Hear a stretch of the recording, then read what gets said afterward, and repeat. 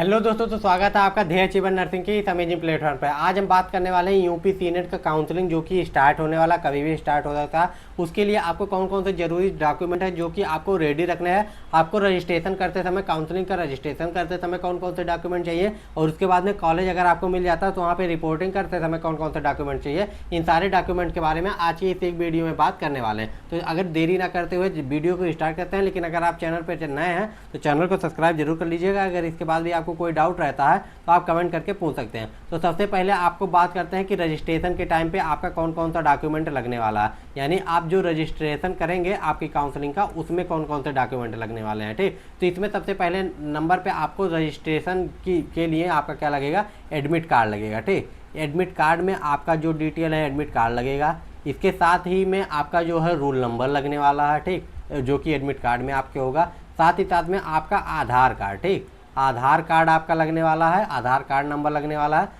Caste certificate लगने वाला, क्योंकि आपको जो सीट है अगर आपकी कास्ट सर्टिफिकेट है तो कास्ट सर्टिफिकेट जरूर लगेगा। और डोमिसाइल सर्टिफिकेट, ठीक, डोमिसाइल सर्टिफिकेट, इतनी चीज़ें आपकी लगने वाली है। साथ ही साथ आपका स्कोर कार्ड जो है उसमें रैंक कितनी है, ये सारी डिटेल आपका स्कोर कार्ड लगने वाला।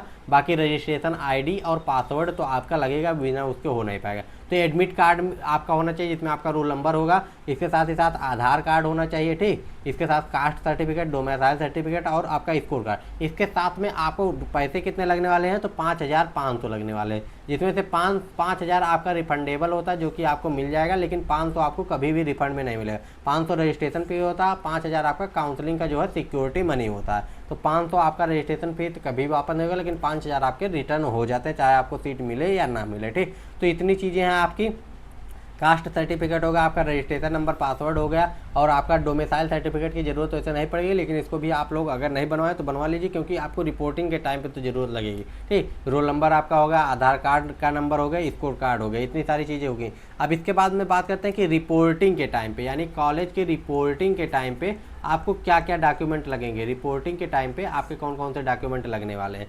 तो रिपोर्टिंग के टाइम पर आपको कुछ डॉक्यूमेंट लगेंगे जो कि आप अभी तक आपने अपने जीवन में अर्जित किया हुआ है। ठीक, अपने जीवन में जो जो डॉक्यूमेंट अभी तक अर्जित किए हैं उसमें से, जैसे कि आपका पहले हो गया 10th का और 12th का मार्कशीट, ठीक, 10th और 12th का मार्कशीट हो गया। ठीक, और कुछ लोगों का अगर मार्कशीट के अलावा जो है उसमें मार्कशीट होता है और सर्टिफिकेट अलग अलग होते हैं तो उनको चाहिए, लेकिन 2015-16 के बाद में शायद ऐसा नहीं होता, तो उसके पहले होते थे। तो पहले वालों के लिए ऐसा है, बाद वालों के लिए बस मार्कशीट जो है वो है। इसके बाद में रोल नंबर आपका क्या है, ये तो आपका होगा ही, यानी रोल नंबर का मतलब है कि आपका स्कोर कार्ड होना चाहिए, आपके पास एडमिट कार्ड होना चाहिए। ठीक, एडमिट कार्ड होना चाहिए, और ये सारे डॉक्यूमेंट आपके एडमिशन होने के बाद में भी आप कम से कम 1 साल तक तो आराम से जो है उसको अच्छे से रखिएगा। ठीक, स्कोर कार्ड हो गया, एडमिट कार्ड हो गया, आधार कार्ड हो गया, कास्ट सर्टिफिकेट आपको चाहिए, साथ ही साथ में डोमिसाइल सर्टिफिकेट चाहिए। ठीक, स्कोर कार्ड हो गया। इसके बाद में आपको फ़ोटो कम से कम 15 फ़ोटो जो आपने कहाँ पे लगाया हुआ था, जो आपने फॉर्म फिलअप करते समय लगाया था, उसी की 15 पासपोर्ट साइज फ़ोटो भी रखिएगा।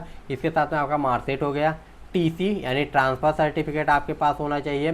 ठीक, माइग्रेशन सर्टिफिकेट होना चाहिए, माइग्रेशन सर्टिफिकेट, ठीक, जिसका माइग्रेशन हुआ तो उसको माइग्रेशन सर्टिफिकेट होना चाहिए। ठीक, अगर किसी का गैप है, ठीक, गैप का मतलब क्या है, आपने 12th 2020 में किया, उसके बाद आपने बीएससी वगैरह कुछ नहीं किया, आपका गैप होगा और अब बीएससी नर्सिंग कर रहे हैं तो आपको गैप सर्टिफिकेट बनवाना पड़ेगा। ठीक, गैप सर्टिफिकेट बनवाना पड़ेगा। आपका इनकम सर्टिफिकेट भी बनवाना पड़ेगा, वैसे लगेगा नहीं, लेकिन इसको भी रख लीजिएगा क्योंकि आपको स्कॉलरशिप तो लेना ही लेना है। ठीक, इनकम सर्टिफिकेट भी बनवा लीजिएगा। साथ ही साथ आपका जो अलॉटमेंट लेटर आएगा, अलॉटमेंट लेटर भी आपका होना चाहिए। ठीक, अलॉटमेंट लेटर भी आपके पास होना चाहिए, जो कि आपके काउंसलिंग के बाद जब आपको कॉलेज मिलेगा तो उसमें आएगा। ठीक, तो अलॉटमेंट लेटर भी होना चाहिए। इतने सारे डॉक्यूमेंट आपके पास होने चाहिए, इतने सारे डॉक्यूमेंट के बिना आपका नहीं हो पाएगा। और ये सारे डॉक्यूमेंट जो है इसमें जैसे कास्ट सर्टिफिकेट हो गया, डोमिसाइल सर्टिफिकेट हो गया। ठीक, तो ये सारे डॉक्यूमेंट आपके, ये दोनों डॉक्यूमेंट आपके कब से, और इनकम सर्टिफिकेट आपका कब का होना चाहिए, 1 अप्रैल के बाद का होना चाहिए। ठीक,